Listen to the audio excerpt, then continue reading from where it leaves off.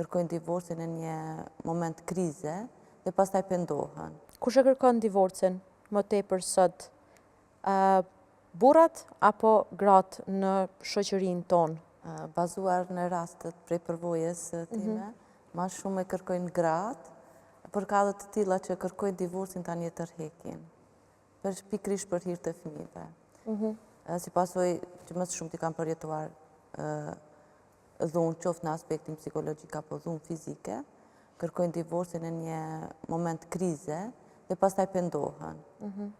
Mirë po ka dhe rastet e tilla që qoftë nuk mund të thënë, nuk kemi të dhëna statistikore se kush më shumë, por vinë si përfundim çiftet më të reja se po ndahemi. Do të thënë ka raste për shembull pas 2 javë martesë çifti ndahet.